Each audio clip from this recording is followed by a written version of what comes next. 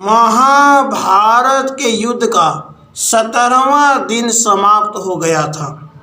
महारथी कर्ण रणभूमि में गिर चुके थे। पांडव शिविर में आनंद उत्सव हो रहा था। ऐसे उल्लास के समय श्री कृष्ण चंद्र खिन्न थे। वे बार बार कर्ण की प्रशंसा कर रहे थे। आज पृथ्वी पर से सच्चा दानी उठ गया। धर्मराज युधिष्ठिर के लिए किसी के भी धर्म आचरण की प्रशंसा सम्मान्य थी, किंतु अर्जुन अपने प्रतिस्पर्धी की प्रशंसा से खिन्न हो रहे थे। श्री कृष्ण चंद्र जी बोले, हे धनंजय, देखता हूँ कि तुम्हें मेरी बात अत्युक्तिपूर्ण जान पड़ती है। एक काम करो, तुम मेरे साथ चलो और दूर से देखो।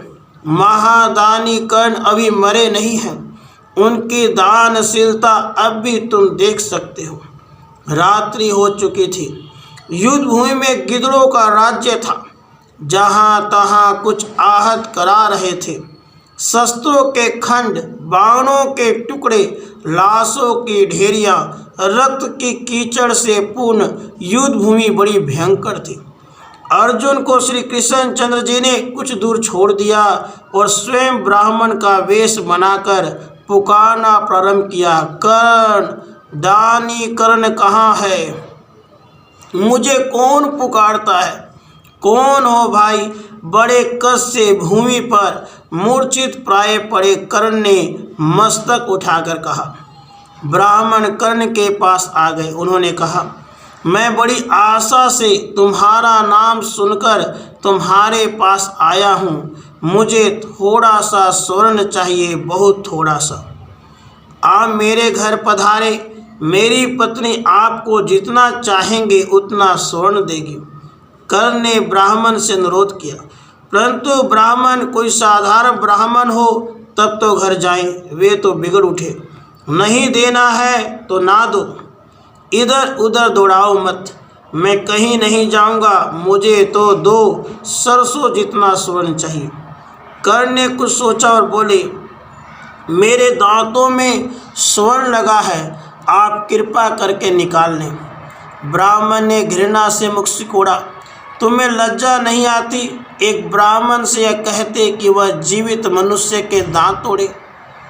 इधर उधर देखा कर्ण ने, पास एक पत्थर दिखा। किसी प्रकार घसीटते हुए वहां पहुंचे और पत्थर पर मुख दे मारा। दांत टूट गए। अब बोले, दांतों को हाथ में लेकर इन्हें स्वीकार करे प्रभु। छी, रक्त से सनी अपवित्र अस्थि। ब्राह्मण 2 पद पीछे हट गए। कर्ण ने खड्ग से दांतों में से सोना निकाला। जब ब्राह्मण ने उसे अपवित्र बताया और कर्ण को धनुष देना भी अस्वीकार कर दिया, तब कर्ण फिर घसीटते हुए धनुष के पास पहुँचे। किसी प्रकार सिर से दबाकर धनुष चढ़ाया और उस पर बाण रखकर वारुणास्त्र से जल प्रकट करके दांत से निकले स्वर्ण को धोया। अब वे श्रद्धापूर्वक वह स्वयं ब्राह्मण को देने को उद्यत हुए।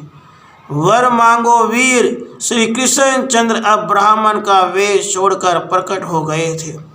अर्जुन बहुत दूर लज्जित खड़े थे। कर्ण ने इतना ही कहा, त्रिभुवन के स्वामी देह त्याग के समय मेरे सम्मुख उपस्थित हैं, अब मांगने को रह क्या गया? कर्ण की देह ढुलक गई श्याम सुंदर के श्री चरणों में। धन्य दानी भक्त कर्ण। राधे कृष्ण, राधे कृष्ण।